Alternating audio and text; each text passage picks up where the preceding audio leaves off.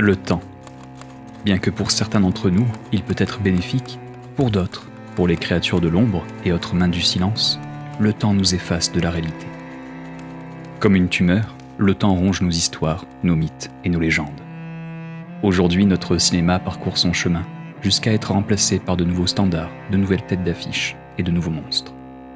Nos films préférés vieillissent et nos techniques s'évanouissent. Quant à nous autres, les spectateurs, nous disparaîtrons, laissant place aux nouvelles générations. Nos œuvres préférées resteront connues que par une minorité du public. La majorité, elle, inconsciemment, les oubliera et le temps aura fait son œuvre, ses victimes. Nos créatures deviendront des reliques dépassées et nos héros, des memento mori, souvenirs des générations passées, rejoignant le triste club des vieilleries. Chaque espèce ressent l'approche de son extinction.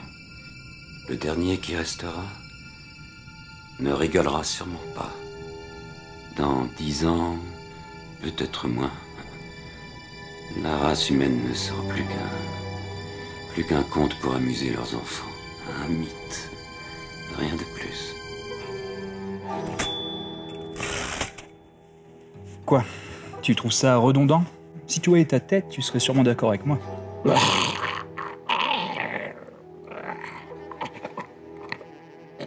Il y a de quoi devenir fou, n'est-ce pas? Les titans s'agenouilleront face à des images impalpables et de tristes silhouettes verdâtres.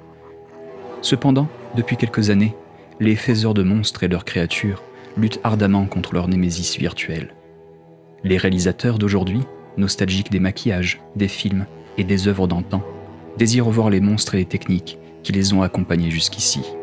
De Wolfman à Shape of Water, en passant par Dark Crystal, l'âge de la résistance, les entités faites de latex sont de retour, mais pour combien de temps? Dans ce combat face aux ordinateurs, les dernières productions sous le célèbre label Star Wars sont de véritables petites victoires pour les monstres en caoutchouc. Les marionnettes, les masques et les maquillages ont remporté leur vengeance sur la prélogie de George Lucas. Les extraterrestres dominent le grand écran et le plateau de tournage, à l'instar de leurs aïeux. Le dernier représentant de la victoire des marionnettes face aux images de synthèse n'est nul autre qu'un enfant, affectueusement surnommé Bébé Yoda.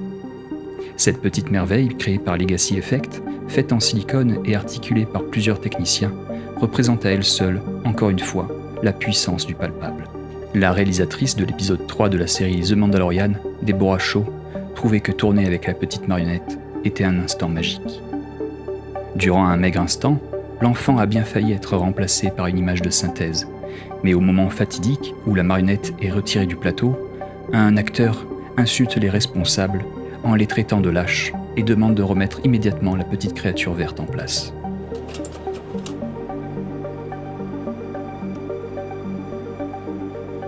Les créateurs de monstres trouvent déconcertant de tout vouloir imaginer et penser les choses en post-production.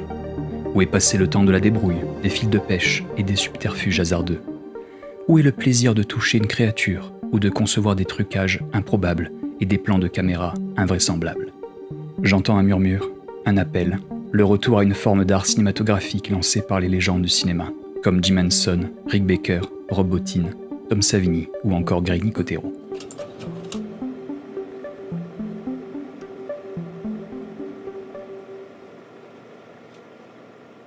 Et si le secret pour lutter contre le temps, l'oubli et la guerre des technologies était de ne rien montrer? Non, ER à montrer. Tu changes par mordre, si ça marche c'est ER. Mais enfin, bref, on reprend. En 1994 sort le fantastique film L'Antre de la Folie, réalisé par Monsieur John Carpenter. L'Antre de la Folie fait partie de ces grands crus du cinéma, trop peu connu par les néophytes et dramatiquement boudé par la majorité de la soi-disant élite cinéphile. L'Antre de la Folie est à mes yeux un incontournable qui, malgré ses défauts, je l'espère, vous transcendra et brisera les murs de votre réalité pendant un court instant. Mais le plus important pour vous, amis des monstres, vous ne serez sûrement pas déçus du voyage. Avec L'Antre de la Folie, John Carpenter est convaincu que son film accompagnera la chute du libre arbitre et de la pensée libre. Ces libertés seraient dévorées par un fondamentalisme acerbe, des engagements radicaux peu nuancés qui obligeraient l'humanité à entrevoir le monde en noir et blanc, sans aucune nuance. Une chose serait bien ou mal, mais jamais les deux à la fois. Très bien, partons du principe que cette théorie soit juste. Nous sommes en 2020 et nous constatons un radicalisme à l'argumentation et une véritable hostilité à l'égard de l'opinion contraire. Je déclare donc solennellement que les images de synthèse sont un poison, une ignominie, un raté pour l'industrie du cinéma et le terrible cancer des effets spéciaux traditionnels. Quant à mes monstres en caoutchouc, ils sont parfaits en tout point et seront à jamais irremplaçables et d'un réalisme sans pareil. Mais suis-je bien sûr de mes dires? Mes monstres sont-ils si parfaits que cela? Non, un pied après l'autre. Voilà, lève les pieds. Ne les fais pas glisser, comme une danse. 1, 2, voilà, là c'est très bien.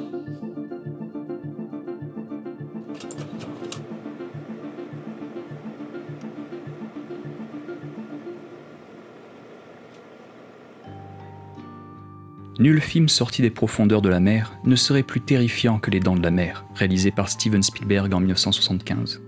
Si ce monument du cinéma a fait trembler le monde entier, c'est avant tout grâce au génie de son réalisateur, ses scènes aquatiques, ses vues subjectives, sa musique, et malheureusement pas grâce à son colossal requin en caoutchouc, affectueusement nommé Bruce. Bruce le requin, enfin les requins, étaient en réalité 3 gigantesques squales de 8 mètres de long, pesant chacun quasiment 2 tonnes, d'une valeur unitaire de 250 000 $, qui n'ont jamais, je dis bien jamais, fonctionné. Cette calamité a forcé Steven Spielberg à revoir ses plans et à suggérer la bête, laissant le spectateur se faire une idée de la créature tapie dans les profondeurs. Et des ratés, le monde du cinéma en est rempli. Razorback, que l'on pourrait renommer les dents de l'Australie, car comme Bruce, le sanglier géant n'a jamais marché. Je pourrais vous parler des heures et des heures des effets spéciaux ratés. À l'instar des images de synthèse, les créatures de latex ne sont pas toujours au sommet de leur gloire. Leur gloire. Ah oui.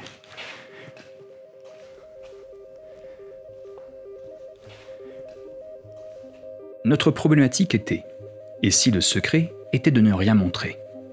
Plutôt, j'introduisais l'œuvre de John Carpenter, L'Antre de la folie. Le film est jalonné de fantastiques créatures, de démons, de zombies et de hordes de dieux gluants et pestilentiels. Eh bien, chers spectateurs, ne clignez pas trop des yeux lors de votre visionnage de L'Antre de la folie, car il se pourrait bien que vous les ratiez de peu. En effet, le réalisateur choisit de montrer les monstres qui habitent son œuvre de manière furtive, préférant donner libre cours à l'imagination des spectateurs. Un choix terrible pour nous, amateurs de bêtes costumées, car bien qu'elles soient présentes à l'écran, John Carpenter ne nous laisse pas le temps de les apprécier. Le responsable des effets spéciaux, Greg Nicotero, des studios KNB, nous offre d'incroyables maquillages de mutants, mais ce sont bien les démons qui hantent le film qui nous intéressent. Des démons de 2 mètres, de magnifiques marionnettes et le travail de plusieurs dizaines de personnes. Et déjà là, John Carpenter prend le parti pris de ne les dévoiler que quelques secondes. Si vous avez déjà vu le film, vous vous souvenez sûrement de l'horrible personne âgée tentaculaire. Ici, il ne s'agit pas d'un costume ni d'un maquillage, mais d'une marionnette de 90 cm de haut. L'astuce est de la filmer en contre-plongée et en basse lumière, pour ne pas montrer le subterfuge. L'utilisation des marionnettes était monnaie courante pour le cinéma de genre jusqu'au milieu des années 90, la marionnette étant moins onéreuse qu'un costume et un maquillage complet. Cependant, une terrifiante créature habite l'œuvre. Pour ceux qui ont déjà vu le film, j'en suis sûr, elle vous hante encore. Il s'agit de la horde purulente, dirigée par ces 3 fiacres aux 1000 appendices. Si les 3 créatures à la tête de la monstrueuse parade sont des comédiens costumés de plusieurs dizaines de kilos de latex, le mur de monstres, lui, est une merveille technique. Il s'agit d'un immense chariot de plus de 7 mètres de long sur 3 mètres de haut, composé d'une quinzaine de démons. L'ensemble s'anime avec l'aide de presque 40 techniciens. Chaque bête est articulée dans une zizanie improbable. Néanmoins, amis des monstres, vous n'aurez aucune chance d'apercevoir l'immensité de ce somptueux être fait de caoutchouc. Il ne vous sera montré que partiellement, uniquement en gros plan et en arrière-plan, pendant seulement quelques petites secondes. Là aussi, c'est le choix du réalisateur. C'est aux spectateurs de sombrer dans l'effroi, uniquement par le biais de leur imagination. Ainsi, John Carpenter rend ces monstres intangibles, vagabondant dans l'obscurité de la pellicule. Vous aurez donc deviné, Carpenter s'inspire directement d'un genre littéraire, que dis-je, du plus grand auteur de fiction horrifique, Lovecraft. Comme pour une œuvre du romancier, ne pas montrer, c'est voir. Un étrange paradoxe propre à Lovecraft, où la terreur jaillit hors des lignes. L'Antre de la folie devient ainsi, selon moi, un des plus bels hommages pour le père du Cthulhu, et des montagnes de la folie. L'ensemble de l'œuvre de Carpenter suinte, et chaque créature tentaculaire pénètre notre subconscient. Pourquoi ? Parce qu'on ne les voit pas. Et si le secret était de ne rien montrer ? Oui, ne pas montrer, c'est la certitude de traverser le temps, c'est de ne pas voir les défauts, c'est de mettre fin au conflit de technologie. Ne pas montrer, c'est voir, imaginer, c'est ressentir, la vraie peur, l'émotion brute. Le monde du cinéma sera toujours jalonné de monstres, qu'ils soient de latex ou de pixels, qu'ils soient boiteux ou glorieux, qu'ils soient visibles ou invisibles. Le temps, bien que pour certains d'entre nous il peut être bénéfique, pour d'autres, pour les créatures de l'ombre et autres mains du silence, le temps nous efface de la réalité. Mais qu'importe, tant qu'il y aura quelqu'un derrière un masque, tant qu'il y aura des maquilleurs, des maquilleuses, des scripts, des réalisateurs, des auteurs, des décorateurs, des cadreurs, des artistes. Tant qu'il y aura des hommes, il y aura des monstres.